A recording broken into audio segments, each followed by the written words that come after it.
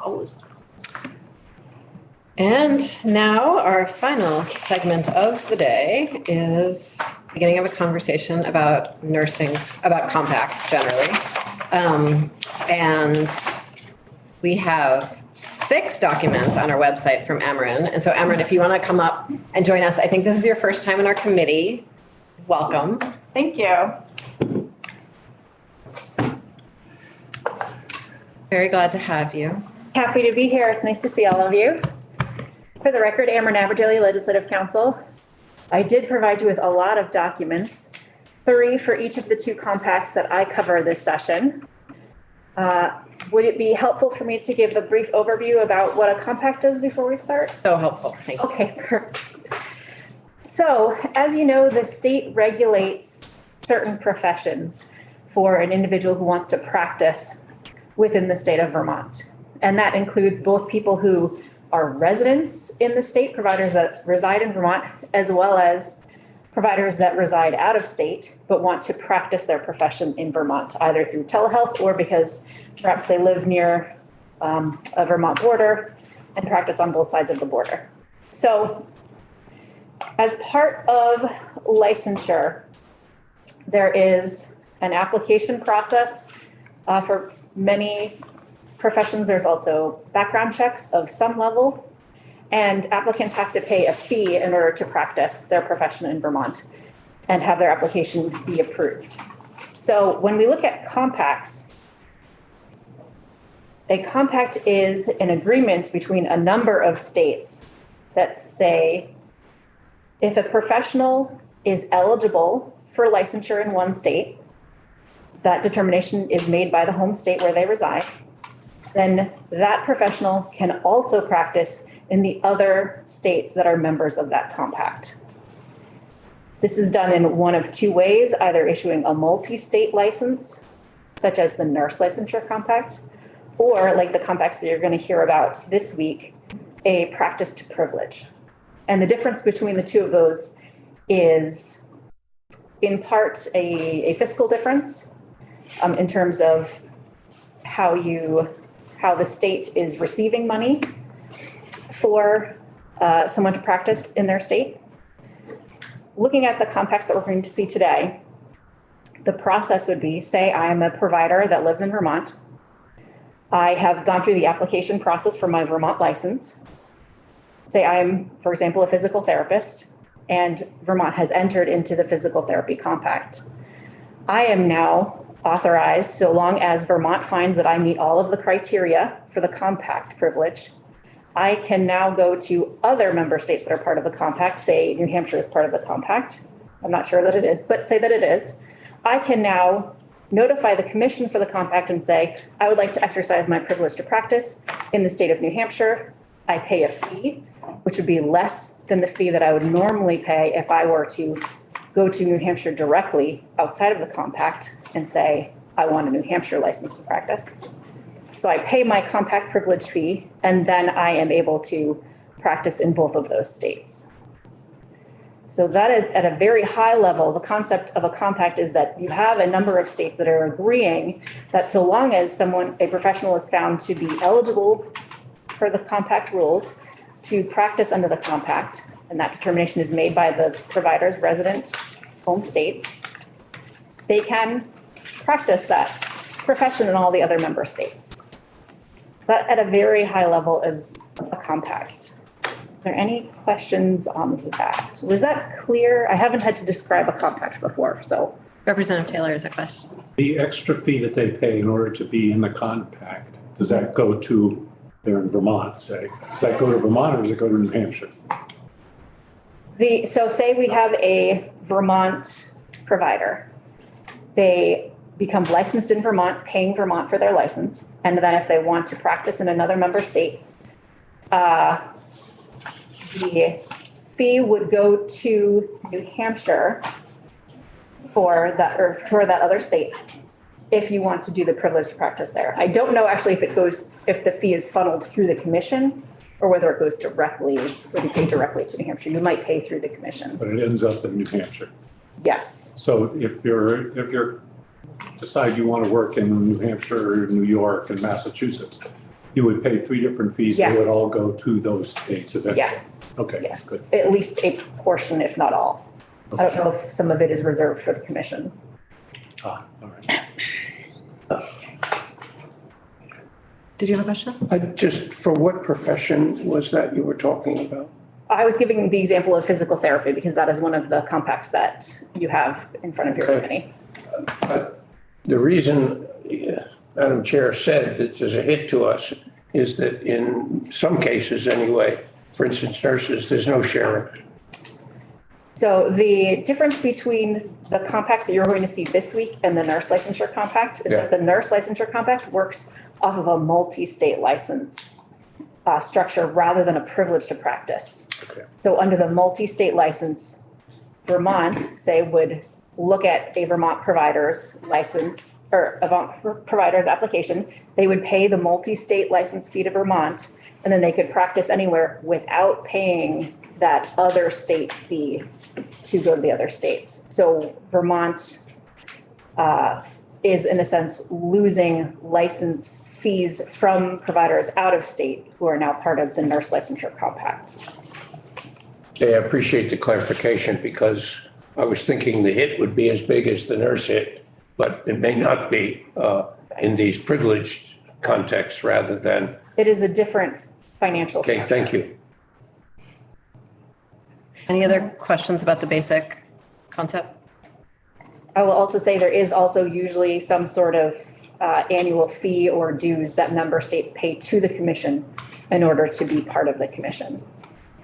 And each state has 1 or 2, depending on the compact, representatives that serve on the commission, so that the commission itself is made up of representatives of the member states. An important thing to note when you're looking at compact bill language is that the compact itself is like a contract. It's like an agreement between the states. So the language cannot be changed without the commission, the compact commission as a whole voting to change the compact language. So when you are seeing a compact bill, nearly all of it will be compact language that we don't change. We just say whether we want to be a part of this contract or we don't. There will be a smaller section usually towards the end where we can talk about state administration. We can adopt statutory provisions that are not inconsistent with the compact. Usually these are around which entity in the state is going to administer the licenses.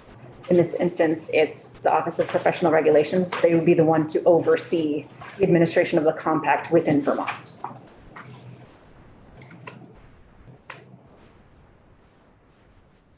Yeah. So we recently had testimony from OPR here in Vermont regarding, I think it was the nursing fees or one of them.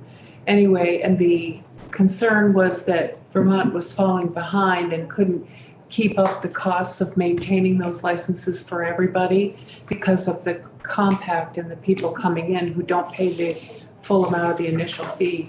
Are there any states that are able to make ends meet? I do not know. I am not sure. And Lauren might know that. Lauren Hebert, the Yes. deputy director Yeah. from OPR might have a better handle on that. I was like, I know there's differences depending on when you have a smaller state, you still have to have so much of the infrastructure for regulating a profession, but you don't have as many people to regulate. So you don't have as many fees coming in as you might when you're in a larger state. So there may be some differences in how the nurse licensure compact has played out in different states, depending on the population of the state. Thank you. So if folks have enough of a handle on the basic structure, we could start on the first one. So as I said, I have 3 documents for you here today on each of the bills. One is the as introduced version. The second is a summary of the compact as a whole with citations to where the provisions are within the bill. And then lastly, House Healthcare has voted this bill out with a recommendation for an amendment. So you also have the amendment language there in front of you. And the amendment language is not, so it's not one document with the original language and the amendment, there's two separate documents? Two separate documents. You have the as introduced version of the bill, and then you have instances of amendment rather than a strike all. Okay, rather than an as amended. Okay, thank you. So would you like me? Start with a summary, I was going to say the first one, and then, Yep. yeah, I think for the first one, we're going to sort of go through it in greater depth, and then the future ones we'll go through really just the pieces that impact fees. Okay, that sounds good. So first, H77 is an act relating to Vermont's adoption of the physical therapy licensure compact. And there's an overview description here that I'll read that should hopefully sound familiar to you after the overall description I just made. So H77 would enter Vermont into the multi-state physical therapy licensure compact, or PT compact, as amended by the PT Compact Commission. There are currently 28 states in the compact, including New Hampshire, with 5 other states having enacted legislation but not yet issuing or accepting compact privileges. By entering the PT Compact, Vermont agrees to mutually recognize other states' physical therapy and physical therapist assistant licenses, as well as rules promulgated by the PT Compact Commission. By enacting this bill into law, Vermont would essentially be entering into a contract with other states that are parties to the compact. Therefore, the PT Compact provisions of the bill cannot be amended. And I will put a little asterisk there because we will be amending it slightly, but it was at the Commission's request. The PT Compact provisions, however, may be supplemented with provisions for Vermont's implementation and administration of the compact, so long as those provisions are not inconsistent with the compact. You'll see that is what is happening also within the amendment for this bill. So in terms of the main provisions, state participation in the compact. So each participating state must, 1, use the Physical Therapy Commission's data system. 2, receive and investigate complaints about licensees. 3, notify the commission of any investigation or adverse action of licensees. 4, require criminal background checks using Federal Bureau of Investigation record check results. 5, comply with commission rules. 6, use recognized national examinations for licensure. And 7, require continuing education for license renewals. And there are some links down here at the bottom if you want to go to the Physical Therapy Compact webpage. There's more information there. Moving on to the second page of the summary, compact privilege. A physical therapist may practice in each state that is a party to the compact. These other states are referred to as member states. Requirements for licensure and compact privilege. A physical therapist is licensed by their home state. That is their primary state of residence. To qualify for compact privilege, a physical therapist's primary state of residence must be a member state. A physical therapist must meet the home state's qualifications for licensure, which at a minimum must include a criminal background check and meeting education and exam requirements. And some of these are laid out in more detail within the bill. And you'll see there are footnotes throughout this summary. So if you want to go directly to the bill language and see the section, you can see some of those details. A physical therapist must have no encumbrance on any state license, regardless of whether the state is a member state or not. An encumbered license means a physical therapy license that has been limited by a licensing board in any way. Compliance with state laws where practicing. When a physical therapist is practicing in a member state, the physical therapist is required to comply with that state's laws. The idea is that even if an individual is a Vermont provider, when they're practicing through a compact privilege, say in New York State, the physical therapist has to comply with the laws of New York where the patient is located, not just the laws of Vermont. Discipline of physical therapists. A home state shall have exclusive power to discipline and impose adverse action against a license issued by the home state. This includes the ability to discipline based on the factual findings of another member state. If a home state disciplines the physical therapist license, physical therapist's ability to practice under the compact is suspended until all encumbrances have been removed from the home state license. A member state's decision that participation in an alternative program may be used in lieu of adverse action. Moving on to page 3, compact licensure data system. Member states are required to share licensure information, including any disciplinary actions in the compact's coordinated licensure information system. And you will see this is a common theme throughout the compacts, that there is a centralized coordinated information system so that member states can access and see where licensees have been disciplined or under investigation in other member states. Physical Therapy Compact Commission. The commission promulgates uniform rules to facilitate and coordinate the implementation and administration of the compact. These rules have the force and effect of law and shall be binding on all member states. Each member state has one delegate on the commission. The head of the state licensing board, which in Vermont's case is the director of the Office of Professional Regulation, selects the delegate. Withdrawal from compact. A state may withdraw from the compact by repealing the enabling law, but the withdrawal does not take effect until 6 months after that repeal, and the state must comply with the compact terms until that time. So that is the high-level summary of the Physical Therapy Compact. There is also an amendment, which I don't know if you want me to go through at this time. Oh, sure. So you may recall that I said that we don't amend compact language. I will say there's a caveat to that. So in this first instance of amendment, the compact notified states that there was an error in the legal citation within the compact.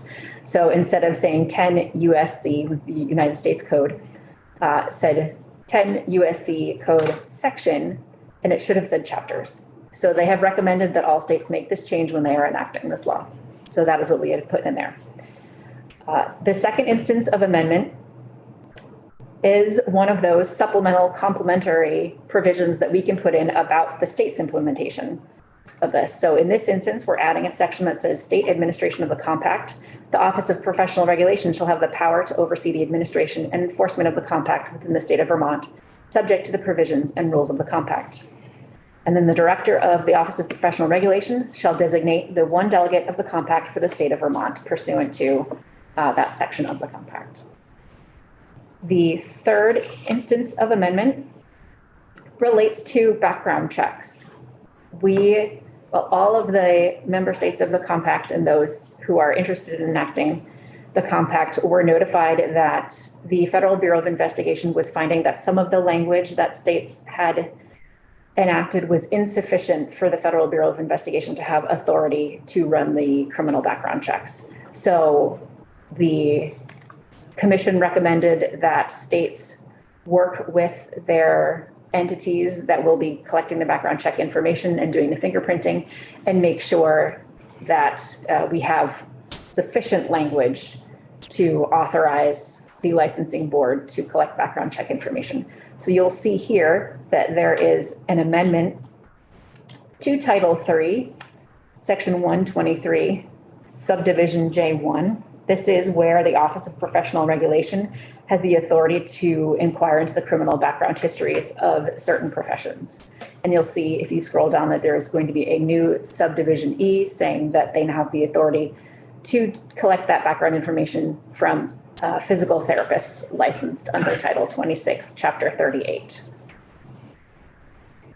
And then lastly, there is a change to the effective dates so that the criminal background check authority takes effect on July 1st of this year, but the compact language itself would not take effect until July 1st, 2024. Are there any questions about the amendment? Thanks. Okay. So I think we could walk through the bill. If you'd like.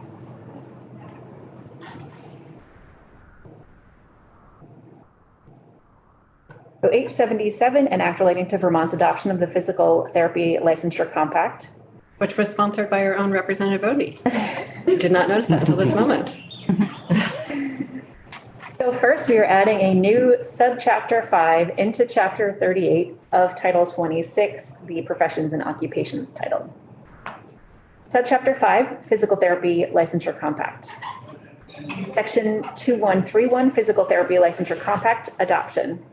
This subchapter is the Vermont adoption of the Physical Therapy Licensure Compact. The form, format, and text of the compact have been conformed to the conventions of the Vermont statutes annotated.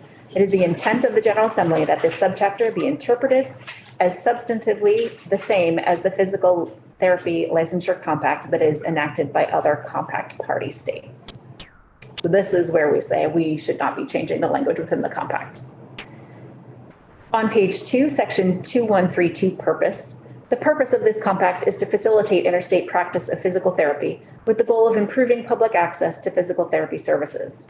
The practice of physical therapy occurs in the state where the patient/client is located at the time of the patient/client encounter. The compact preserves the regulatory authority of states to protect public health and safety through the current system of state licensure. B, this compact is designed to achieve the following objectives. 1, increase public access to physical therapy services by providing for the mutual recognition of other member state licenses. 2, enhance the state's ability to protect the public's health and safety. 3, encourage the cooperation of member states in regulating multi-state physical therapy practice. 4, support spouses of relocating military members.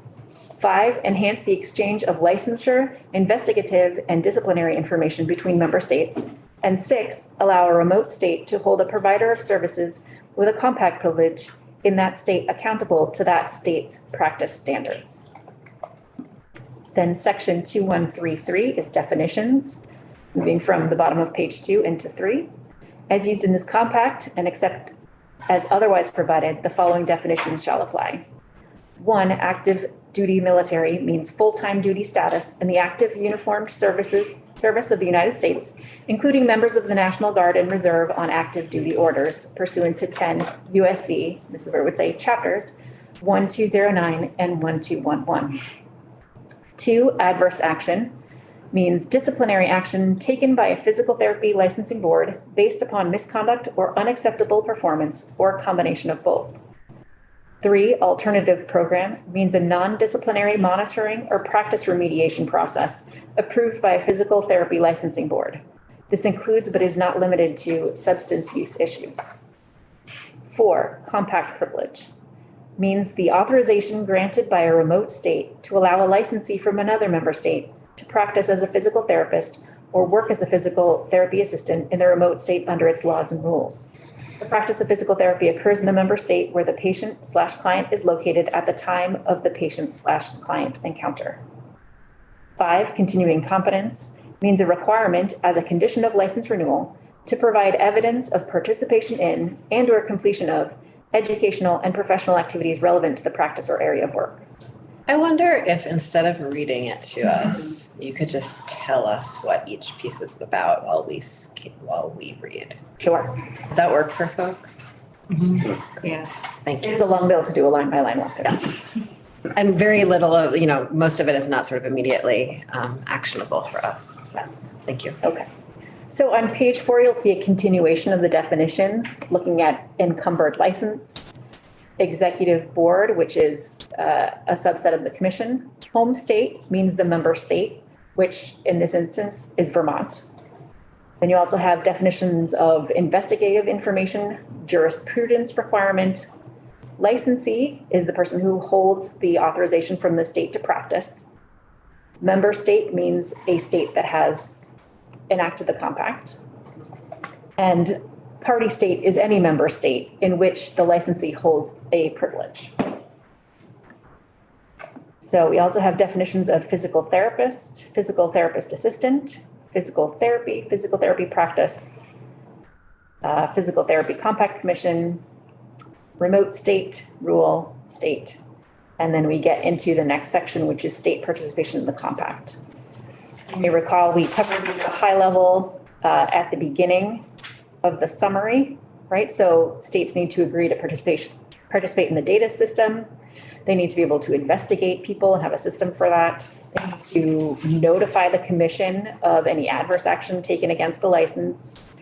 And they need to conduct the criminal background checks, including through the FBI, comply with all the rules of the commission, use recognized national examinations for licensure, and have continuing competence requirements as a condition for license renewal.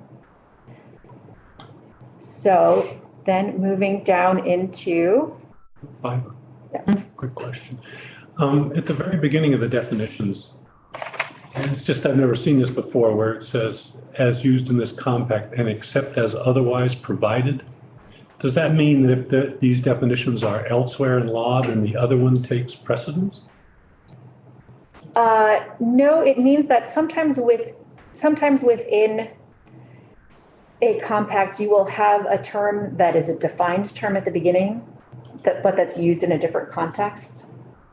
So they might say you have adverse action defined at the beginning, and then later they're talking about adverse action, but they're talking about a subset. So the otherwise is otherwise within this. Yes, they Yeah. usually mean within that, Okay, yeah. that I understand.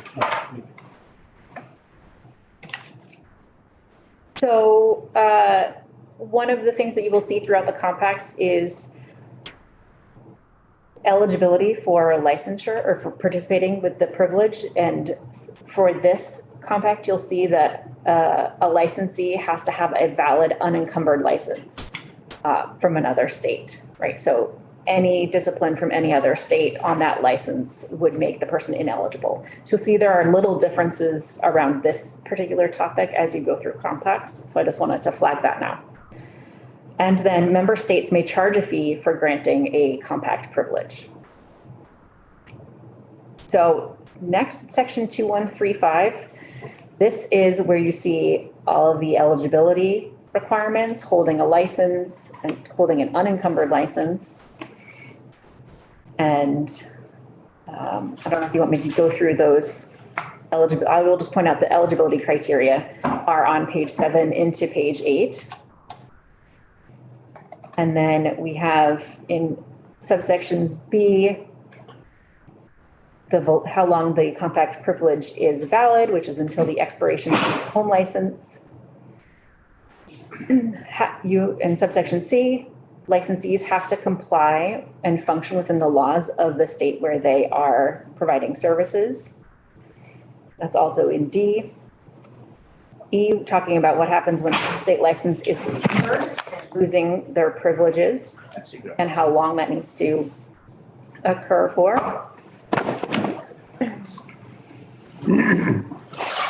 Okay, so I would say this section talks about how licensees are able to get back their compact privilege for a period of time. And then section 2136 on page 9, active duty military personnel or their spouses. This is where you can see those instances when a licensee is eligible because of their active military duty. Section 2137 is about adverse actions, which is any action taken against the license of an individual. I have a question. Is the active duty military its own category because they don't have a sort of home state of, I don't remember the term, but basically sort of like a home state of record? They're sort of licensed with the military rather than being licensed in their home state. Right. It's where they need to just designate where their home state is. Since Okay. they may not have a home state necessarily. Okay, thank you.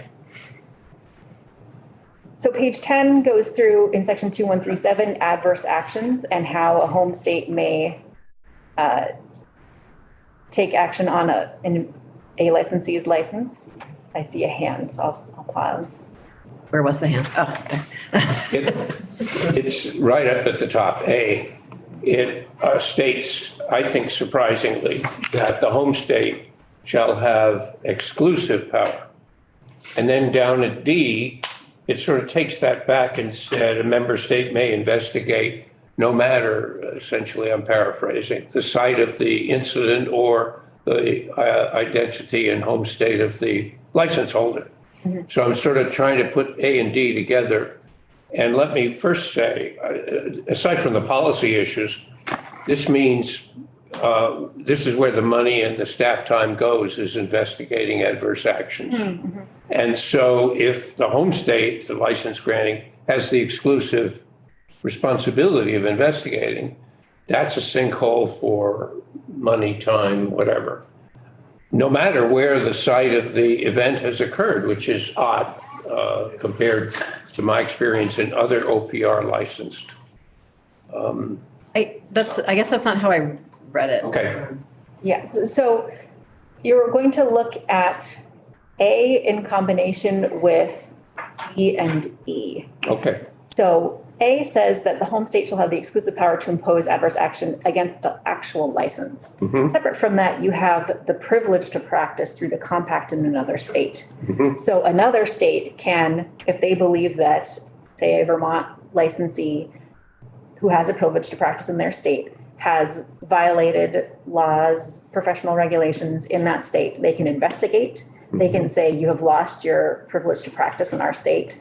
And Vermont could then, knowing that information comes through that information system that everyone has to input adverse actions into, can say, you know what, we are actually also going to discipline your license. I see. So we're looking at licensure and actions taken against a license versus a remote state which has the ability to limit someone's privilege to practice in their state under the compact.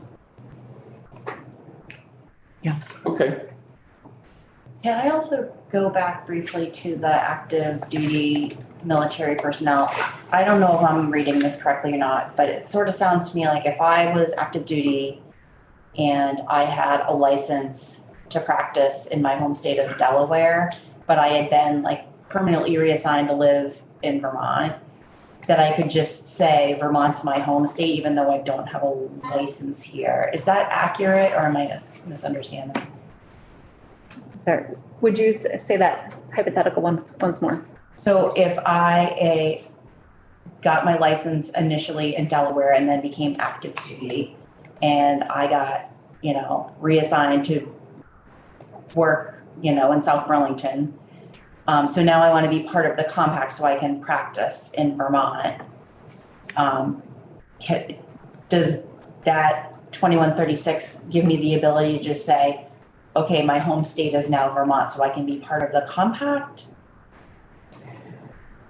That I am not sure, because I am not sure what some of these terms mean. Like what is a permanent, Also. what is a permanent change of station? Right. I don't know the answer Okay. to that. And it may also be something that's flushed out by the commission's rules. Got it. You could go to the commission website and see if their rules address this. Sometimes they have even just question and answer, common questions that people have. Say I'm active military duty, how do I know that I can? So I might try there. The Office of Professional Regulation might know, but I do not know. Let's hold that and then and remember we're spending a lot more time on this on Thursday with the Secretary of State's office. Thanks.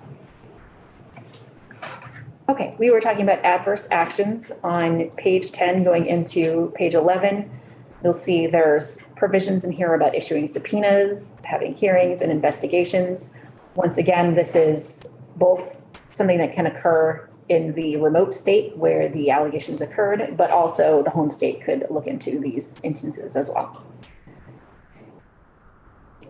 There's provisions in here for joint investigations, so states can share information if the home state is interested in what's happening in a remote state.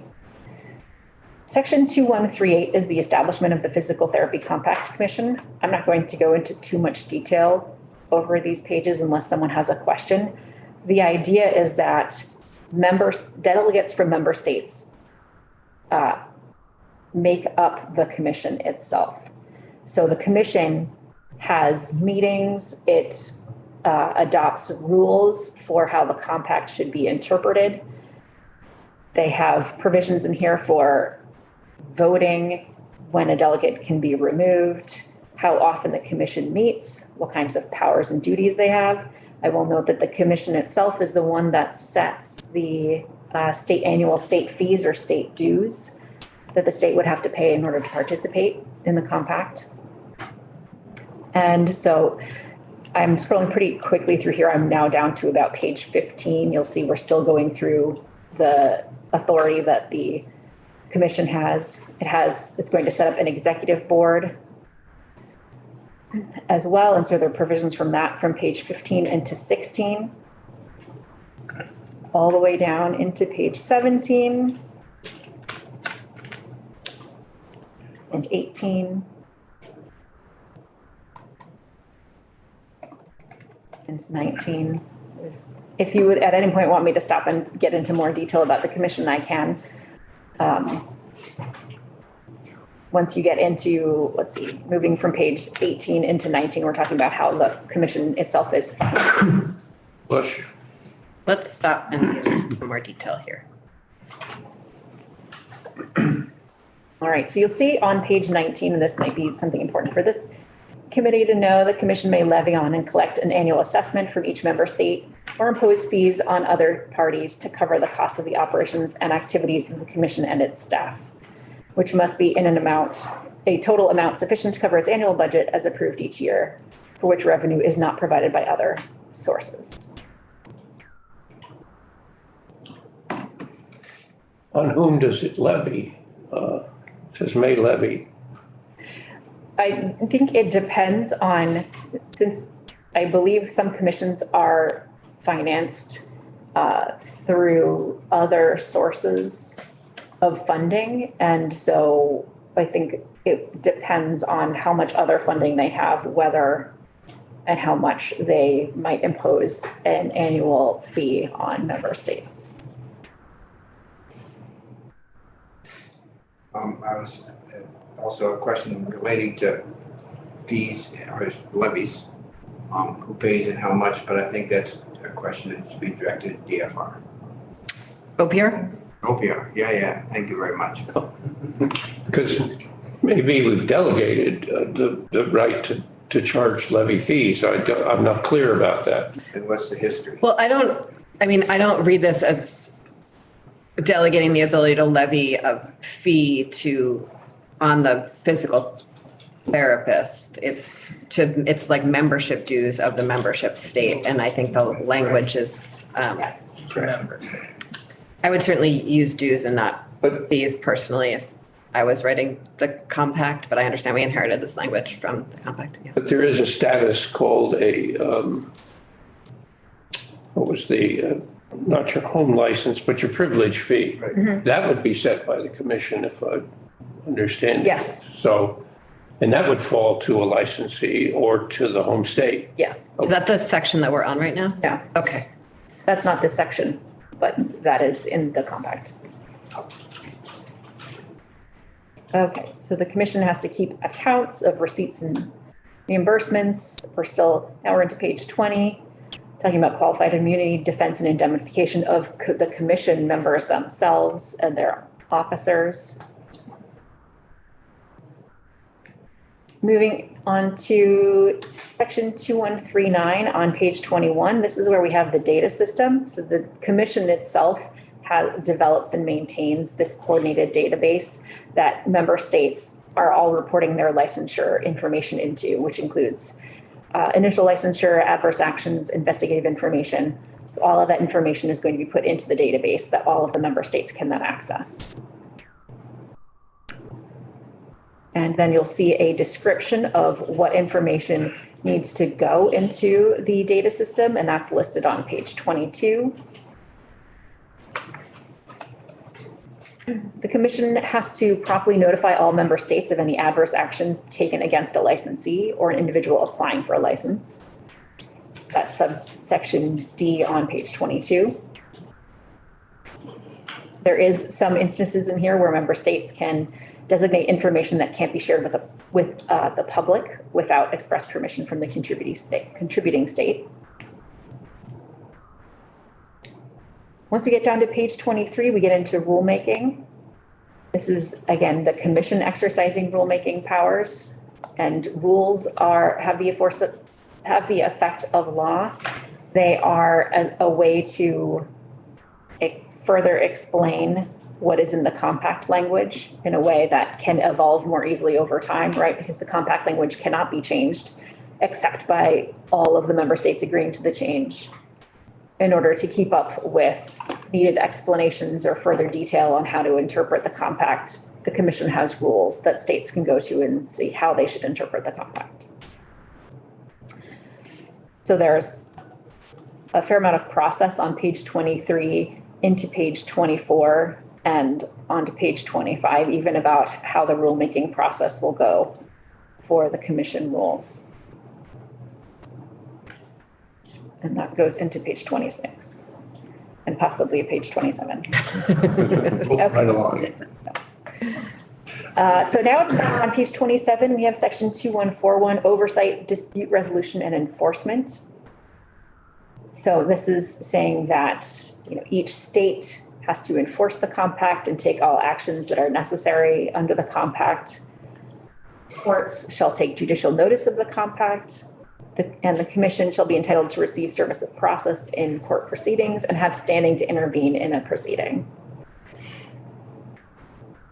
So on page 28, if the commission determines that a member state has defaulted in the performance of its obligations or responsibilities under the compact or rules, the commission shall, and then you'll see a description of the process of what the commission would go through if they determined that a member state might not be complying with the compact.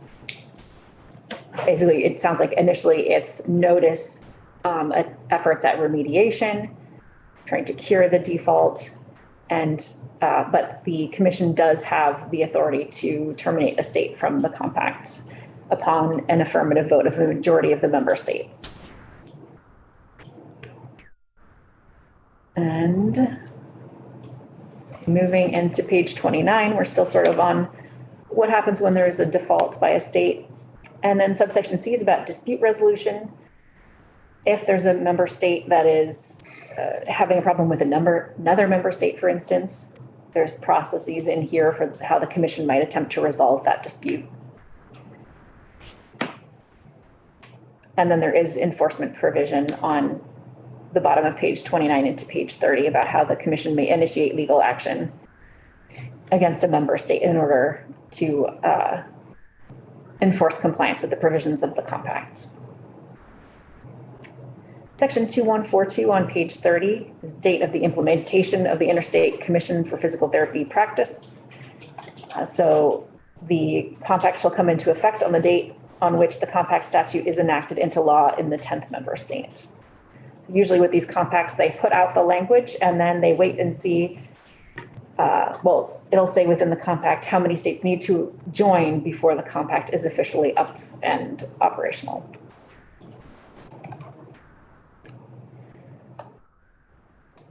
So one thing that I mentioned earlier that I will mention again on page 31. So states can withdraw from the compact after they've enacted the compact, but to do so, we would need to repeal essentially the language that's in this bill from state statute. And then there's a 6-month period where we would still need to comply with all of the provisions of the compact, even though we'd withdrawn. The compact itself may be amended by member states, but no amendment is effective and binding upon any member state until it's enacted into the laws of all member states. So you see, it is very difficult to change the compact provisions.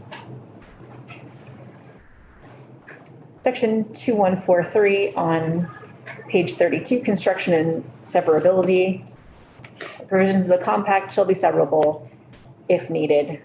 This is usually in the case of if there's a lawsuit and it's determined that some of the provisions are not legal for some reason, the remaining provisions would remain in effect. And then the effective date on here is January 1st, 2024. You'll recall in the amendment language that I went through earlier, we were amending that. So the effective date of the compact is still January 1st, 2024, but we do have that background check provision and the corrections to the compact language would be fixed before then.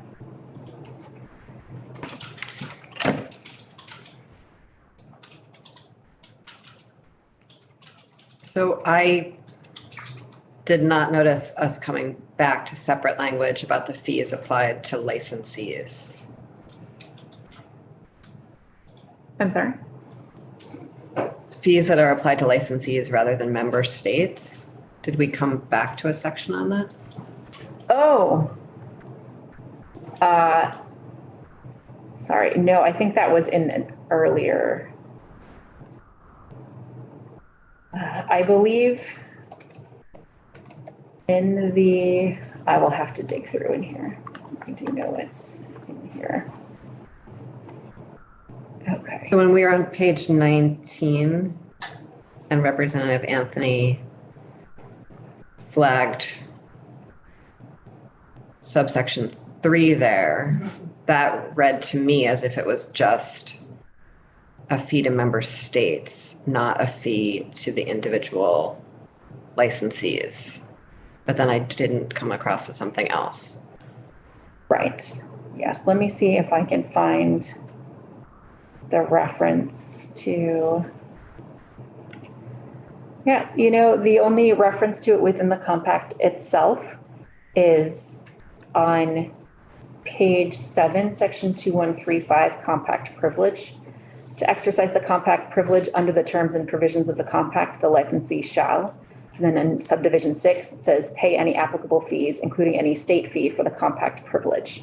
So this may be one of those areas that is further explained in the commission rules as to how that plays out. The Office of Professional Regulation is probably going to have the most information on how this works and what the status is of any fees for this particular compact.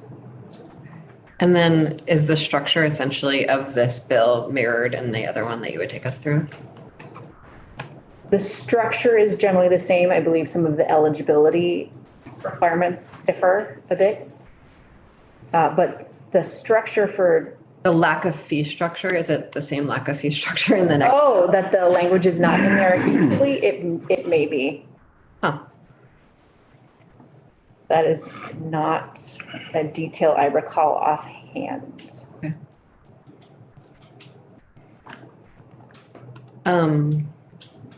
Other things that stand out to folks in here other than that glaring there? Having to do with the money. True. Okay. They usually will not set specific fees within the compact language. Yes. And whether it sounds from here, it sounds like it is optional whether states are imposing a fee for someone for the privilege to practice. So again, I would want to look probably into the commission rules to see if there's any explanation as to why the language is the way it is in the compact itself. In terms of may impose fees for the privilege to practice. So where does it say that the member state may impose fees? I read pay any applicable fees, including any state fee for the compact privilege. Where is that? Where are you? Sorry, I'm on page, I'm sorry, I briefly dipped into the other bill to see if I could find it there. Sorry, that was back on section 2135 on page 7. Any applicable fees. Okay, I'm sorry. It does not necessarily mean that discretion is involved, just applicable fees. Page 7. Page 7, line 18.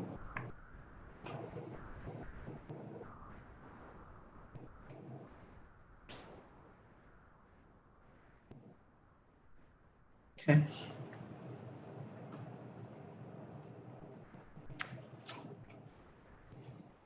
And you're not sure if on page, was it 19 or 17?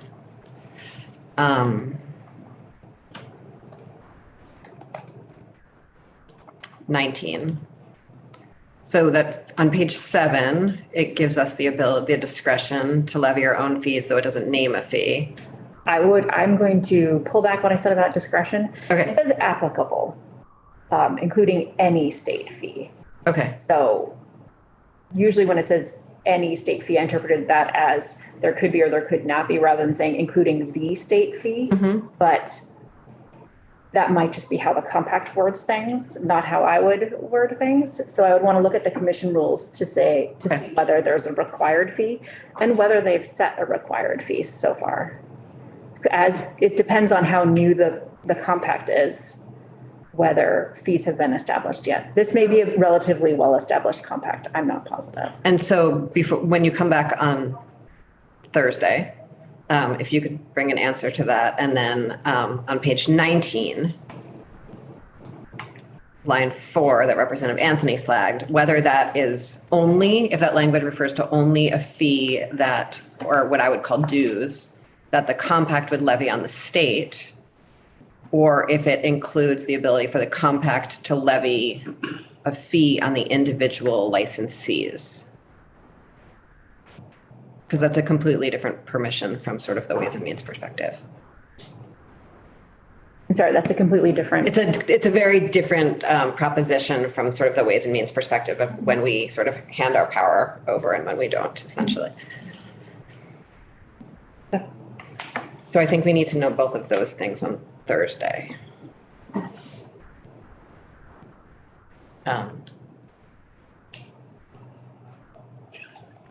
Jim, hi. Yeah, on that page, which, let me see which page it is. Geez, I just lost it. 7 or 19? Levy fees. Cost, blah, blah, blah. On other, somewhere there's a word on other parties. Yes, That's page 19. Yeah, and that was, That's the question, Yeah. yeah. with other parties. it could be all kinds of people. Yeah, Representative It Knapp. just, what's puzzling to me is the compact administration, which is provided for here, obviously has to raise money to pay all the folks and do the duties. In the context of nurses, there is a compact license, but here there's no license that they're selling. It's the states that are selling a license or the privilege of other states' license holders to practice. So it's like I don't even know how they're funding themselves. And that's why I keep wondering where the money is going and coming from. And so we can ask OPR on Thursday about some of the sort of mechanics of that, but understanding how this language actually works will be important too.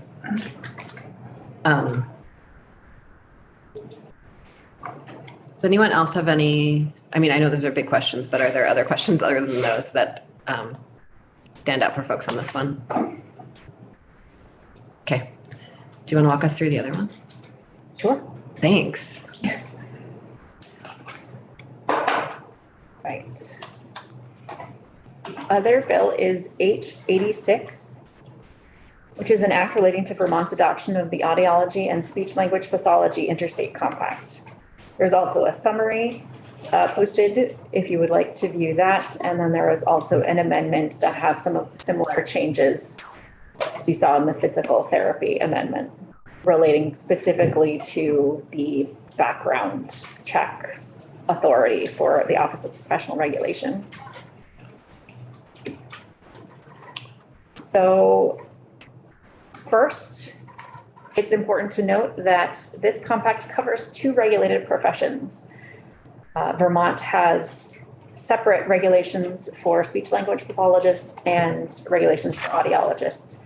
So we are inserting the compact language within Chapter 87, which is the speech language pathologists chapter for professional regulation. But it does actually cover both audiologists and speech language pathologists. And you'll see towards the end of the bill that then we add a section in the audiologist chapter for professional regulation saying, look over to Chapter 87 to see the compact language for audiologists. So first section adds a new subchapter in Chapter 87 under speech language pathologists.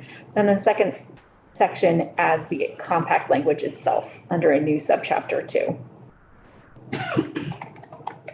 So you'll recall from the last compact, initially you have this general adoption language saying form, format, and text of compact have been conformed to Vermont's style of drafting its laws.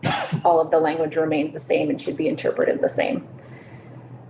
Section 4501 on page 2, the purpose. Once again, we're looking to facilitate interstate practice of audiology and speech language pathology with the goal of improving public access to audiology and speech language pathology services. You'll see the objectives for the compact from the bottom of page 2 onto page 3.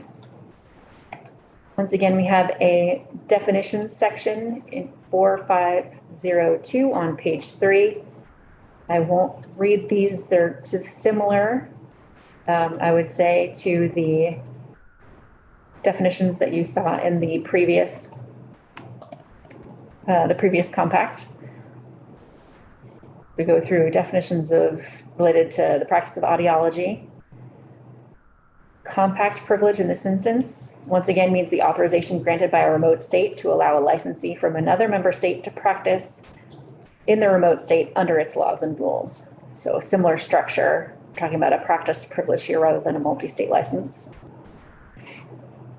There's definitions around current significant investigative information, data system, encumbered license, executive committee, home state, which in this instance, again, means the member state that's the licensee's primary state of residence. On page 6, we have definitions for impaired practitioner, licensee, member state, privilege to practice, remote state, rule, single state license. This single state license was not a term that was used in the previous compact, but just so you're familiar with the concept, single state license is when we're talking about a state issuing a license only to practice within Vermont outside of the compact. Moving on to page 7, still have more definitions, speech language pathology, state, which whenever you see a state in a compact, it usually refers to any state, not the state of Vermont, like you typically see when we're drafting our laws. When we say state, we usually just mean Vermont, but this means any state. State practice laws, telehealth. Section 4503, state participation in the compact. So once again, a license issued by the home state to a resident of that state shall be recognized in the other member states as authorizing that practitioner to practice under a privilege, or excuse me, has a privilege to practice in each of those other states. Requirements again for the state has to have procedures for considering criminal history. This includes Federal Bureau of Investigation background checks. I'm now on page 8. Let's see. All right, so in subsection C, you'll see upon application for a privilege to practice, the licensing board in the issuing remote state shall ascertain through the data system whether the applicant has ever held or is the holder of a license issued by another state, whether there are any encumbrances on that license or privilege to practice, and whether any adverse action has been taken against the license or privilege to practice held by the applicant. You see, they really use that data system to check out the backgrounds if people are applying for their privilege to practice. There are requirements in here for, on page 9, subsection E, about what requirements audiologists need to meet in order to be eligible. And those go into page 10. And then at the bottom of page 10, we have requirements, educational requirements for speech language pathologists, as well as other requirements. This is going down through page 11 into page 12. Once again, in subsection H on page 12, this concept that the practitioner in a member state must comply with those state practice laws of the state in which the client is located at the time the service is provided.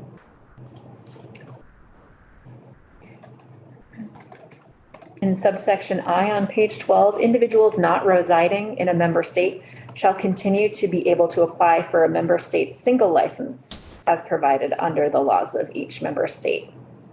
But that single state license granted is not going to be recognized as granting the privilege to practice under the compact. So there Yeah. is a separate compact license then here?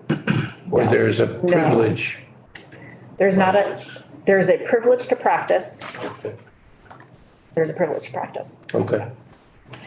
On the bottom of page 12, you'll see this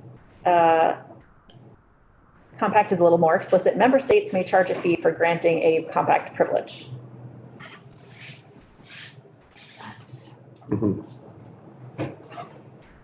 That does sound very clearly discretionary. So moving on to page 13. Can we compare that to the language in the last one Yes. for a second? See if I can. Possible that I just missed it. I think that was the part on page 7.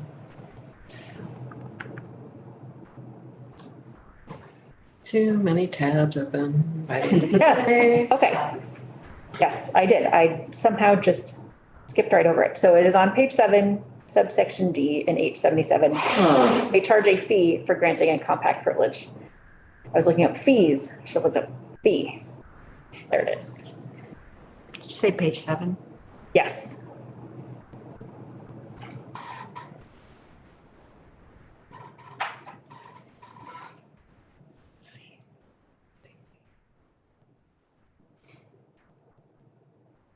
That's a shall.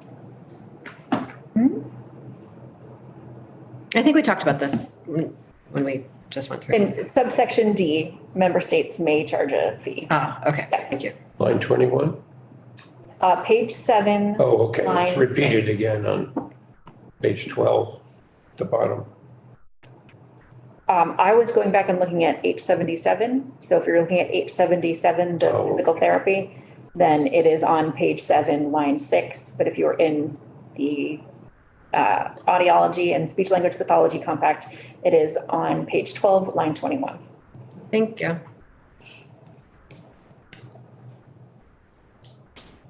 So section 4504 on page 13 of H86, compact privilege.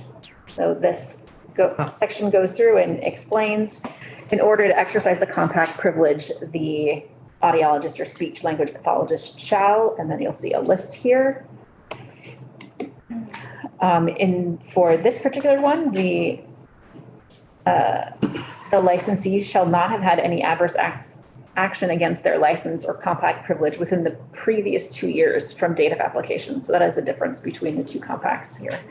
The other one was, are there any current encumbrances on licenses? But here, if there's been any within 2 years, the individual would have to wait until the end of that 2-year period before they would be able to be eligible.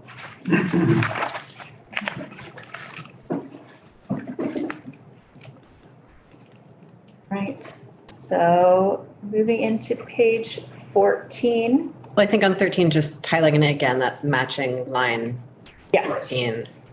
pay any applicable fees, including any state fee. And that's just including any state fee. It might be other fees, which are compact fees.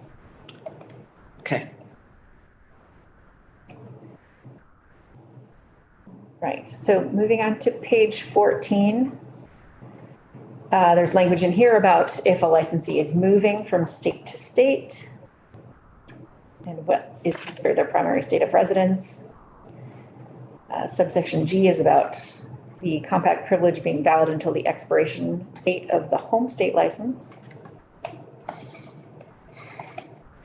Subsection H, bottom of page 14, a licensee providing services in a remote state under the compact privilege shall function within the laws and regulations of the remote state. That is standard for compacts. On page 15, a licensee in a remote state is subject to that state's regulatory authority. So they may remove the licensee's compact privilege in that state for a specific period of time, impose fines, or take other necessary actions.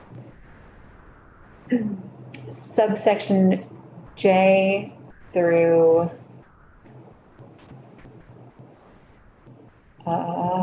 J and K are about what happens if a license is encumbered. Subsection L, yes, is about how the licensee would have to once again meet those eligibility requirements to obtain the compact privilege in a remote state. Section 4505 is specific to practicing telehealth. Member states shall recognize the right of an audiologist or speech language pathologist licensed in the home state to practice those services in any member state via telehealth under a privileged practice as provided in the compact and compact rules.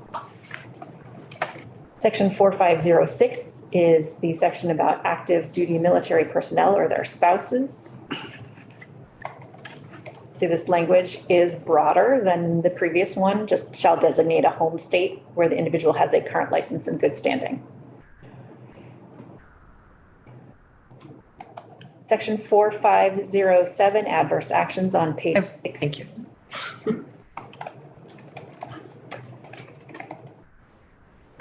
Right, so this section goes through what authority a remote state has in terms of taking adverse actions, right? So we have adverse actions, issuing subpoenas, having hearings, investigations. Once again, on page 17, line 3, you'll see only the home state shall have the power to take adverse action against the license issued by the home state. Subsection B, for purposes of taking adverse action, the home state shall give the same priority and effect to reported conduct received from a member state as it would if the conduct had occurred in the home state. And we could fly a little faster, given Yes, I'm sorry. that we, Getting into it. I know, I get, On and I get sucked into the details. I hear that. So, 18, page 18, we're talking about joint investigations, more on adverse actions and how those operate. On page 19, we have section 4508, establishment of the commission.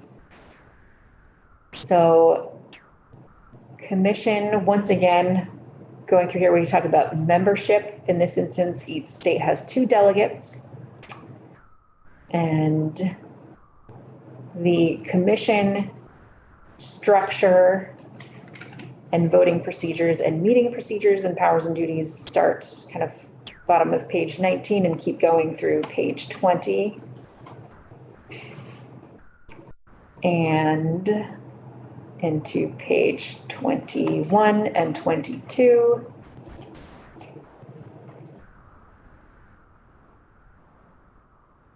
Once again, we have another executive committee being established on page 23 with membership there and meeting requirements going into page 24.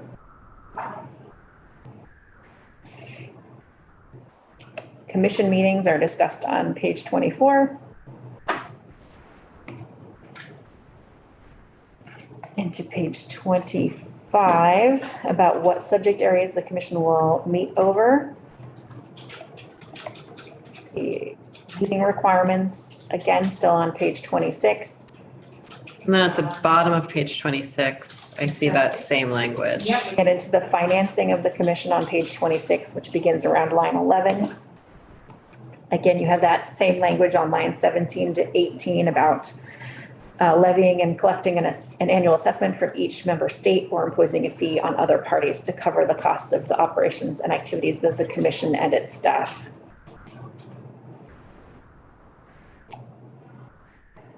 And down in subsection F on page 27, we get into the qualified immunity, defense, and indemnification of commission members. And that goes through page 28 into page 29. Section 4509 on page 29 is the data system. Once again, the commission sets up the information system. The states are required to put in information as outlined on page 29. Rulemaking for the commission. That section starts on page 30, section 4510. There's an explanation of how the commission will, the process that the commission uses to adopt rules. That's on page 31 into page 32 and into page 33. It continues on to page 34. Page 34, section 4511, oversight, dispute resolution, and enforcement. Similar to the previous compact, the commission attempts to resolve disputes between member states, but can enforce the compact through legal action. See that on page 35. This compact also comes into effect after enactment by the 10th member state. On page 35. And on page 36, once again, this is on line 8, any member state may withdraw from this compact by enacting a statute repealing the same. However, once again, it won't take effect until 6 months after repealing the statute.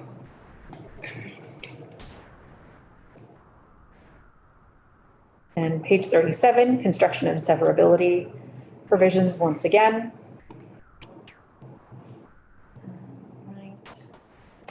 Section 4514 on page 37, binding effect of compact and other laws. Nothing prevents enforcement of any other law of a member state that is not inconsistent with this compact. Section 4515 on page 38, administration of the compact. Here's where we designate the Office of Professional Regulation to oversee the administration and enforcement of the compact. And can recover costs of investigation. Recover from the affected audiologist and speech language pathologist the cost of investigations and disposition of cases resulting from any adverse action. Was that in the last one? That was not in the last one, I don't think. That's another little section of language to flag for us. We often sort of limit the scope of the recovery of costs And it may. so that it can be sort of expected by. Yes, I believe the compact itself gives the licensing board the authority to recover those fees, but I could go back and check before we meet again. Thank you. Doesn't seem like a recovery fee. It seems like a recovery of costs. Right? Am I reading that right? Yes. Okay. Yeah. And then in this instance, for this compact, there's 2 delegates. So the director of OPR would make those designations. And page 39, as I mentioned at the beginning, Vermont has 2 separate chapters for regulating speech language pathologists and audiologists. So the purpose of section 3 is so that when someone goes to the chapter on audiologists, they can see that there is a compact, but that it's under chapter 87. And then the effective date of this bill would be July 1st, 2024. Would you like me to briefly go over the amendment for this? No, it's okay. Representative Anthony. Thank you. Am I right? Maybe you said this and I didn't hear it. The recognition of the Office of Professional Regulation that's in the second to last page, section 4515, that was not in the other proposal, if I remember correctly. And I guess my other question is, should it be? It obviously identifies who's going to make the appointments to represent Vermont in the compact board, et cetera, and where the buck stops for administration of the compact in our state. So for H77, the physical therapy compact, that administration and enforcement language and the designation of delegate language is in the House Healthcare Amendment. But it does not include, as the chair pointed out, that section saying that OPR may recover the costs of the investigation. But I will go back and check because I believe the compact itself authorizes the licensing board to collect those costs. Okay. But I need to confirm. Just oddly constructed differently.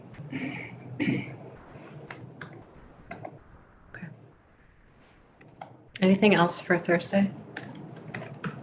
Okay.